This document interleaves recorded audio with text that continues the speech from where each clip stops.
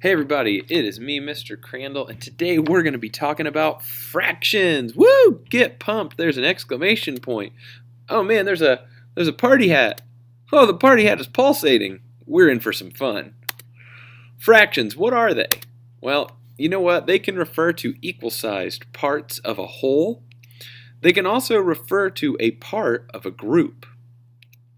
So let's talk about basically the names of the different parts of a fraction. Fractions are typically written like this, where you've got one number on top, that's called your numerator, and a number on the bottom, that's called your denominator. Now this fraction says 3/4, and as we can see in the picture, it's in 4 pieces, and 3 of those pieces are colored in blue. Now I actually got kind of into this and started doing some research. Denominator comes from the word denominate, which means to name. And numerator comes from the word numerate, which means to number. So basically, the denominator tells you like the name of the whole. The whole is 4 parts. That's how many parts there are in the whole. Then the numerator tells you about what number we're concerned with. If the question were what part of this circle, what fraction of this circle is shaded, you would say 3/4 or 3/4. Sometimes it's also going to be written like this because it's hard to do one number on top of another, especially when you're just typing. So that would also be read as 3/4. Now let's talk about it in terms of parts of a whole. So you could be talking about a partitioned shape like we saw on the last screen, or even it could be shown on a number line. So we're going to explore those two options now. So this is an example of a partitioned shape, right? So you've got a circle and it's split into equal sized parts, and oh, there's 5 of them shaded. 1, 2, 3, 4, 5 of them shaded. And then we're going to put the line across there. And how many of the pieces are there altogether? Well, there's 8. So how much of the shape is shaded? 5/8. 5 out of the 8 equal parts are shaded. Now on a number line could look something like this. Okay, so what I like to do is I like to count how many jumps or how many stops it takes me to go from 0 to 1. You see this number line goes from 0 to 1. Well, I can count and say 1 jump, 2 jumps, 3 jumps, 4 jumps, 5 jumps. Now I've got a dot there at the 5th jump, so I'm going to make a little note of that. That's 5. I'm going to keep counting now. 6, 7, and 8 jumps. So the number of jumps that it took me to get from 0 to 1, or the number of little tick marks it took from 0 to 1, was 8. So that's going to go in our denominator. So the dot is located at 5/8.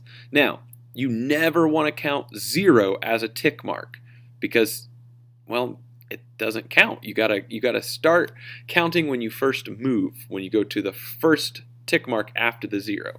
So that's what we did. Counted 8 times to get from 0 to 1, and our dot was on the 5th tick mark, so that means it's 5/8. You could also say it's 5/8 of the way between 0 and 1. Now, sometimes you're going to run into numbers, fractions that are going to be greater than 1 whole. If the numerator, the number on top, is greater than the denominator, then the fraction is larger than 1 whole. This is an example of that. 3/2. If something is, 2 parts, you call it halves. Here's a picture of what that looks like. Well, first I need to tell you it's called an improper fraction, but that doesn't mean it's a bad thing. All right, so that little picture there, those pink pieces are halves of a circle, and there are 1, 2, 3 of them. So it's called 3/2. Sometimes you might also call it 1/2. That would be called a mixed number. You have a whole number, 1, and a fraction, 1/2. 3 and 1/2. Here's what it would look like on a number line. That number line goes from 0 to 1 to 2, and to get from the 0 to the 1, it took 1, 2 hops. Well, then it just kept going. So from 0 to 1, that's 2/2, and then that next spot there would be 3/2. Now, fractions can be, like we said, sections of a whole. And you could also talk about fractions as parts in a group. So we're going to look at this now. Rodney has a bunch of marbles. 3 of the marbles are blue, 4 are red, 2 are green, 1 is yellow. What fraction of Rodney's marbles are blue? Now, this isn't like one whole thing that was split into a bunch of equal parts. This is just a group. And in this group, 3 of Rodney's marbles are blue. But how many are there altogether? Well, I see 3, 4, 5, 6, 7, 8, 9, 10. So the fraction that is blue would be 3/10. Now, another big part of fractions is comparing fractions.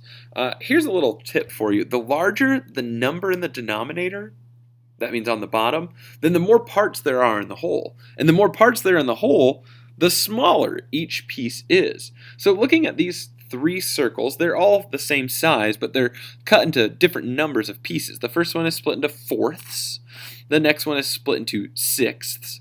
And then the third one on the right there, it's split into eighths. And as you can see, one piece of the fourths is going to be bigger than the sixths or the eighths. So the more pieces, the smaller each piece is. Now there are these things called equivalent fractions, and you could think about equivalent fractions as the same sized amount of the whole. With this example with fourths and sixths and eighths, we can make a fraction from all of those that's equivalent.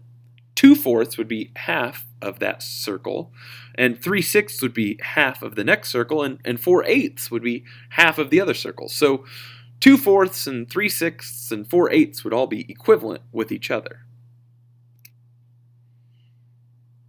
Now I took away the sixths there because beyond just doing half of the circle, you can't really do any other equivalent fractions with fourths, sixths, and eighths. So let's just focus on the fourths and the eighths. Before I do that, I want to tell you a quick story. My grandpa, he used to work at a restaurant, and in this restaurant they would serve pies, and people could actually, take a pie home. And before they would take it home, my grandpa would ask, well, how many pieces do you want it cut into? We can do 4 pieces or 6 pieces or 8 pieces. And she goes, oh, you better do 4 pieces because I don't think I could eat 6 or 8 pieces of a pie.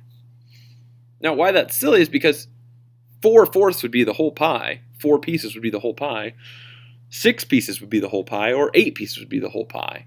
She was going to eat the whole pie, so it didn't really matter how many pieces it was cut into. But when we're looking at these two shapes with fourths and eighths, we could say that 1/4 would be equivalent to, well, it would take 2 of the eighths. Or you could say that 2/4 was equivalent to 4 of the eighths. Or 3/4 would be equivalent to 1, 2, 3, 4, 5, 6 of the eighths. Because every fourth is the same size as 2 eighths. Well, thanks for watching, and I hope that helped you understand a little bit more about fractions.